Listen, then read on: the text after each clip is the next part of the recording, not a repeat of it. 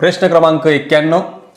या प्रकारची आकृती दिलेली आहे. यात या त्रिकोणी एबीसी मध्ये त्या सगळ्या बाजू दिलेल्या आहेत आणि ओ हे वर्तुळ केंद्र असून या वर्तुळ केंद्रापासून जे अर्धवर्तुळ तयार होत आहे त्या अर्धवर्तुळाची त्रिज्या आपल्याला काढायची आहे असं या ठिकाणी विचारलेलं आहे. बघा, तर अशा प्रकारच्या उदाहरणामध्ये एक गोष्ट लक्षात येते की ते त्रिज्या जी आहे ती आपण या प्रकारे काढू शकतो. ही त्रिज्या आणि ही दोघी त्रिज्या आहेत आणि याच्यामध्ये एक गुणधर्म आहे की स्पर्शिका ही त्रिज्येस लंब असते, स्पर्शिका ही त्रिज्येस लंब असते. आणि इथून जर मी ह्या त्रिकोणाचे दोन भाग केले, ते दोन भाग असे झाले, ते हा एक त्रिकोण आणि हा एक त्रिकोण, या दोघी त्रिकोणांमध्ये याचा पाया आहे आणि ही उंची होईल, म्हणजे आर त्याची उंची, त्याच्यावरून आपण जे आहे त्याची त्रिज्या काढू शकतो.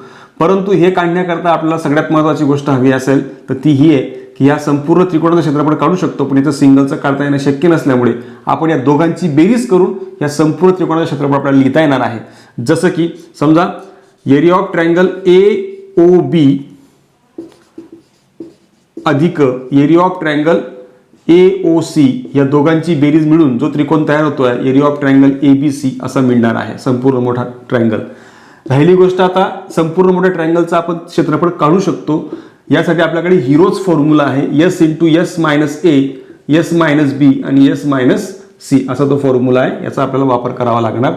आणि हे एक दोन ट्रायंगल दिसत आहेत यांच्यामध्ये उंची आहे आणि पाया देखील आहे, म्हणजे 1/2 गुणिले पाया गुणिले उंची आपण R मानूयात, 1/2 गुणिले पाया जो आहे याचा AC गुणिले त्रिज्या आपण R मानूयात. दोघे त्रिकोणाच्या क्षेत्रफळांचा इथे फॉर्म्युला लिहून घेतला आहे.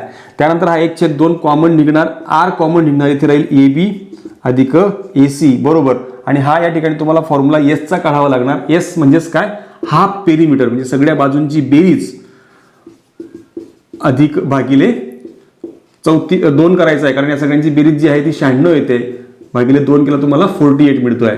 म्हणजेच याचा अर्थ या सूत्रामध्ये जर आपण 48 इथे ठेवला, 48 - 42 सगळ्या बाजू येत्या ABC, म्हणजे हा 48 - 34 आणि 48 - 20 या प्रकारे आपण लिहू शकतो. इक्वल टू, आता बघा हा या दोघी बाजू आपल्याकडे आहेत, 1/2 गुणिले R, AB आपल्याकडे आहे 20, AC आपल्याकडे आहे 34 बरोबर. आता याला सोपं करूयात, याला थोडी शॉर्टकट ट्रिक वापरायची मित्रांनो. 48 वर्गमूळ काढायचं असेल तर आपल्याला दोनच्या जोड्या तयार करायच्या सारख्या नंबरांच्या, तसं इथे जोड्या तयार कराव्या लागतील. त्याच्या आधी 48 मधून 42 गेले 6, 48 मधून 34 गेले 14 आणि 48 मधून 20 गेले 28 आणि मग यांच्या जोड्या तयार करा. हा 24 दुने 48, हा 6, 14, हा 14 दुने 28 आणि बरोबर हा 2, 6 आणि 2 एकत्र केला तर या ठिकाणी तुम्हाला 14ची जोडी मिळाली. 14चा वर्ग गुणिले 24, 6 दुने 12 आणि 12 दुने 24 म्हणजे 24चा वर्ग. या प्रकारे तुम्हाला जे आहे ते 2 पूर्ण वर्ग संख्या मिळतात.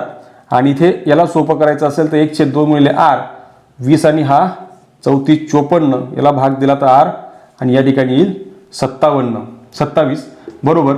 याचं वर्गमूळ काढला 14 गुणिले 24 होईल. नंतर R काढायचं आहे आपल्याला, तर 14 गुणिले 24 आणि ह्या 27 तिकडे पाठवला तर तो भागिले होईल.